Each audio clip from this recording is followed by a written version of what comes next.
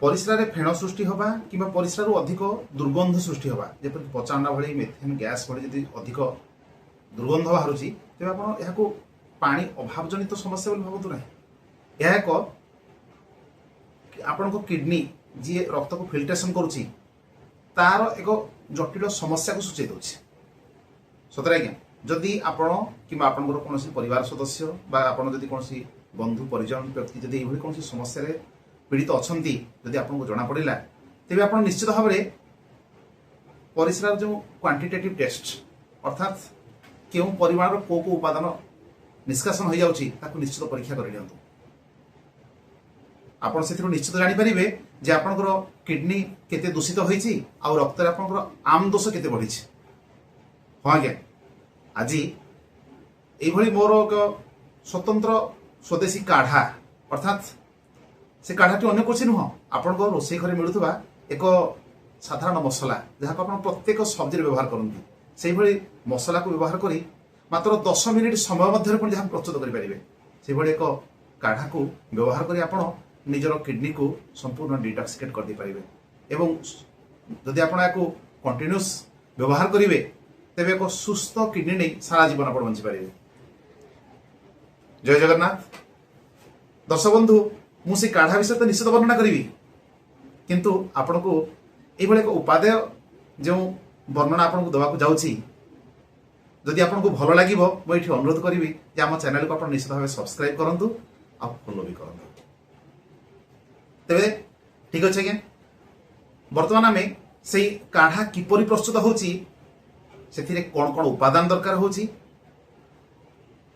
केते बेले ताको आपण पान करिवे हमर किडनी काहे खराब है एवं केते बेले आमे ताको पीले प्रकृत उपकार पाई परिबा आ ता सहित केउ व्यक्ति माने सबटा इंपोर्टेंट पॉइंट केउ व्यक्ति माने काढ़ा को पीवा उचित नुह अर्थात ताको पय गोटे रोग अछि शेष से पॉइंट को निश्चित डिस्कशन करी आपण आरंभ शेष पर्यंत निश्चित देखंतु एवं तार प्रकृत फायदा नियंतु। तेज डेरी न करी आसंतु से काढ़ा विषय केमिति प्रस्तुत कराउछ हम से विषय जानिବାକୁ ଯିବା। ता पूर्व हमर किडनी केमिति काम करे आउ एई जो लक्षणटी अर्थात परिस्रारे फेण सृष्टि होबा बा अधिक दुर्गंध होबा ताहा काहे की होची तार साइंटिफिकल कॉज सहित आपन डिस्क्राइब कर दोछि। आज्ञा आम किडनी अनवरत दिन राति आमर ज्ञात अज्ञात प्रति मुहूर्त काम कर चलुछि एपरिक दिन को 170 रु 180 लिटर पर्यंत ब्लड को प्यूरिफिकेशन कर चलछि। आपण मन प्रश्न सृष्टि जे मो देहरे 180 लिटर ब्लड आसिला कोठु नाइ आज्ञा जेतिकी ब्लड अछि से प्रति मुहूर्त रे सर्कुलेटरी सिस्टम हिसाब रे आम किडनी मध्य को जाउछि एवं ता फिल्ट्रेशन हो जाउछि। तेबे ताकू प्रकृत छाणुछि किए ना किडनी मध्य रे थिबा एक छणा यंत्र जहा को हमें साइंटिफिकल नेम रे कहंती ग्लोमेरुलस सतरे आज्ञा जेते बेले रक्त रे विषाक्त जिनिस बढ़ी जाए रक्तर अशुद्धि हो जाए तार अशुद्धि है कहीं जी प्रति मुहूर्त काम कर चलती से अशुद्धि है कहीं तार कारण हूँ कम पानी पीवा अधिक मात्रा रे लुण खाइबा आपण जो प्रोसेस्ड फूड जंक फूड अधिक स्पाइसी मसला जातीय खाद्य खाइबा मेन ऊपर कह गले आपण जदि अधिक परिमाण रे पेन किलर खाउछंती तेबे किडनी ताको फिल्टर कर पारे नहीं से फिल्टर हो न पारे जिनस गुड़िक आमर रक्त रही जाए जहाँ को आम आमदोष बोली कहते संस्कृत भाषा कहते आमदोष आयुर्वेद मत कहे आमदोष ठीक अच्छे से आमदोष जो रक्त में बढ़ी जाए ताहा छाणीबा को आसला बेले जब किडनी रे ताहा बढ़ीगला तेरे किडनी निज काम हो जाए दुर्बल हो जाए तापर सृष्टि हुए ये सब समस्या गुड़िक। तेबे जेते बेले किडनी रे आम परिस्रा फेण सृष्टि होची आपण जानतु जे परिस्रा रे आमर रक्त रे थिबा किछि प्रोटीन निष्कासित हो जाउछि।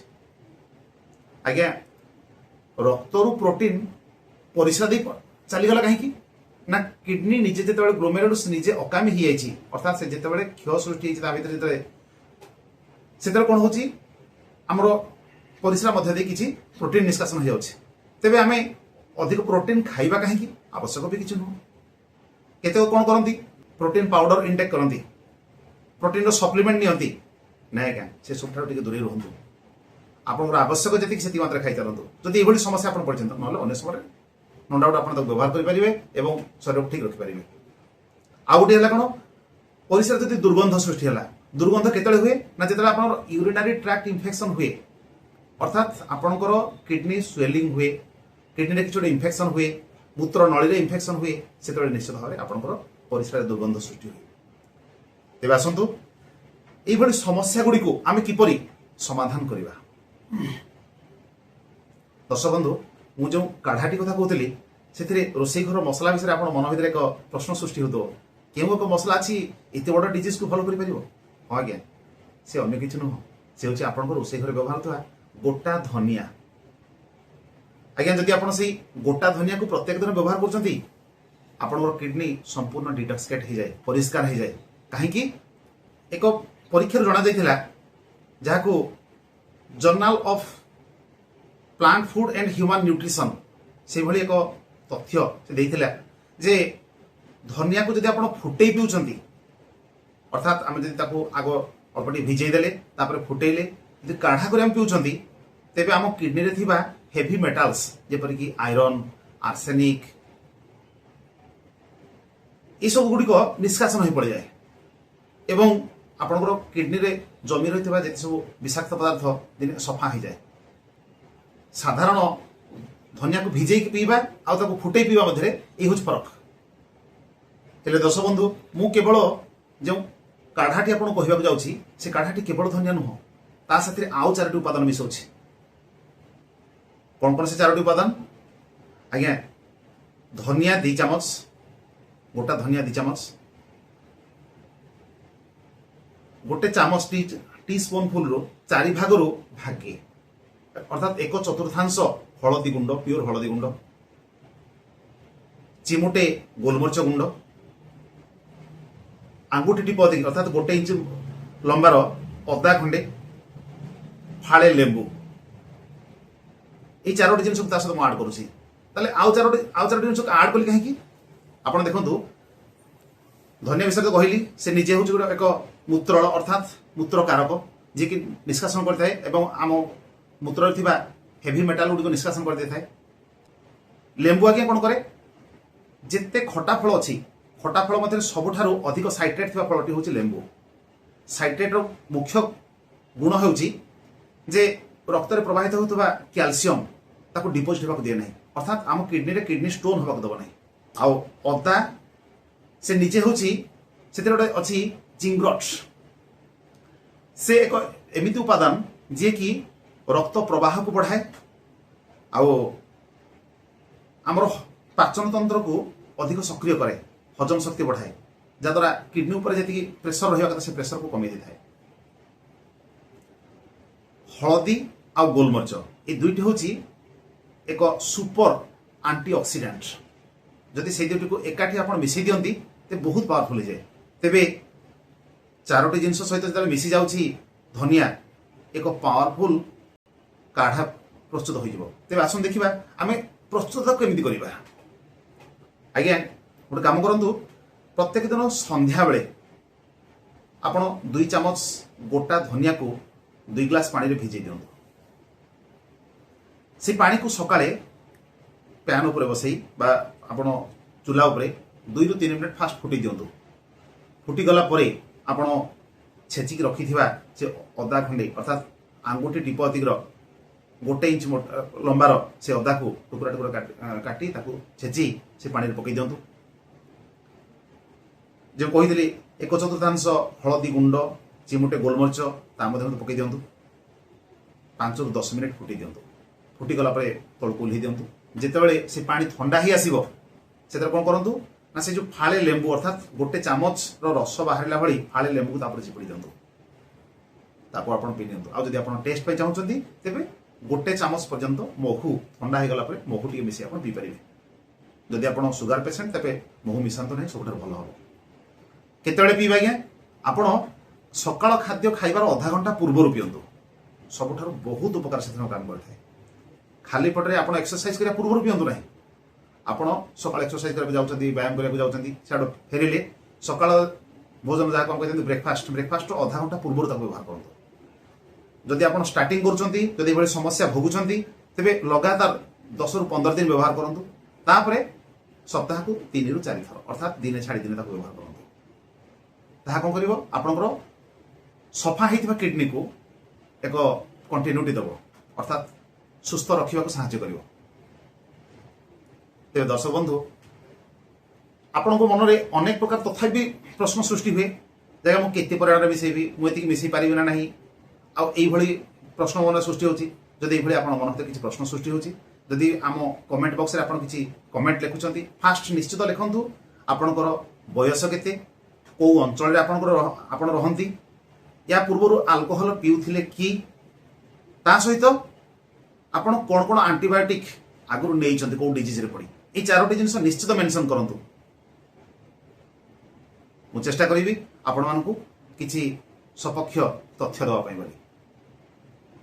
ତେବେ ଦର୍ଶକ ବନ୍ଧୁ ଏବେ ଆପଣଙ୍କ ମନ ଭିତରେ ସୃଷ୍ଟି ହେଉଥିବ ଯେ ମୁଁ ତାକୁ ପିଇବି ନା ନାହିଁ। ଆପଣ କହିଥିଲେ ଯେ କିଛି ବ୍ୟକ୍ତି ତାକୁ ପିଇବେ ନାହିଁ, ତାର କେଉଁ ବ୍ୟକ୍ତିମାନେ ପିଇବେ ନାହିଁ? ହଁ ଆଜ୍ଞା, ଯେଉଁ ବ୍ୟକ୍ତିମାନେ ଆଗରୁ କିଡନୀ ସମସ୍ୟାର ଜଟିଳ ସମସ୍ୟାକୁ ଭୋଗିଛନ୍ତି, ଅର୍ଥାତ୍ ଯଦି ତାଙ୍କର ଡାୟାଲିସିସ୍ ଚାଲୁଛି ସେମାନେ ପିଅନ୍ତୁ ନାହିଁ। ପ୍ରଥମେ ଡକ୍ଟରଙ୍କୁ ପରାମର୍ଶ କରନ୍ତୁ, ତାପରେ ୟାକୁ ବ୍ୟବହାର କରନ୍ତୁ। ଯଦି ଆପଣ लो बीपीर शिकार होती तेबे भी आपण याक व्यवहार करूँ नहीं, कारण हलदी आउ धनिया ये दुईटी जाक लो बीपी कर। जदि आपणकर ब्लड थिनर अर्थात किसी मेडिसिन खाऊँ आप रक्त को पतला करने से क्षेत्र में व्यवहार करूँ कहीं, कारण ना अदा और हलदी रक्त को पतला कर बहुत साहाय्य करता है। तेबे से आपंकर किसी समस्या सृष्टि हो पाए।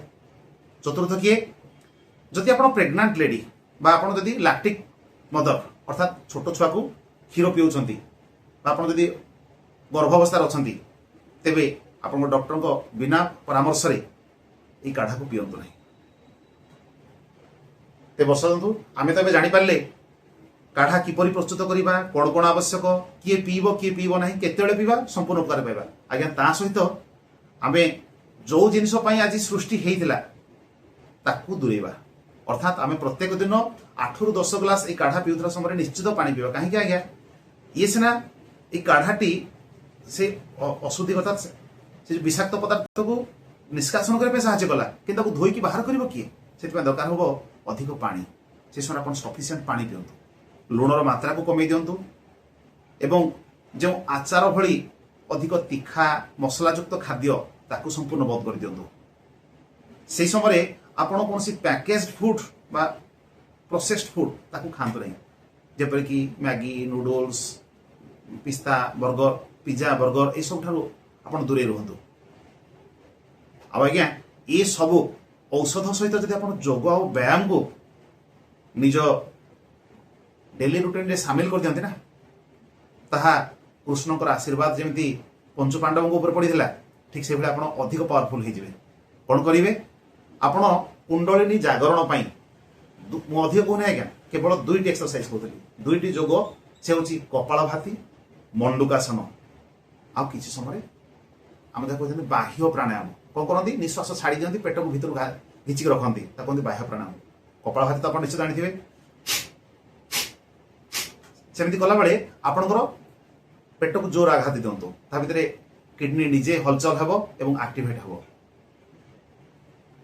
आपण कौन करतु कहते मंडूकासन अर्थात पेट को चापी आग को झुंकिबे जमी बेंग भली रहिबे। से समय अल्प अल्प करी निश्वास कपालभाति नेबे, तेबे देखिबे आपण निश्चित भाव में किडनीर जेकोसी समस्या से संपूर्ण मुक्त हो जिवे एवं एक सुस्थ जीवन नहीं बंची पारे। तेबे मु आशा करुच्ची आपण मैंने निश्चित व्यवहार करेंगे। आउ जदि आम भिडियोटी आपको भल लगी निश्चित आपंकर कौन परिचित ज्ञाति कुटुंब व्यक्ति पाखे शेयर करूँ एवं आमर जो आकांक्षा रही समस्त पाखे यही सुस्थतार मंत्र पहुँचापी से दिगरे आप सहयोग करूँ। रही जय जगन्नाथ।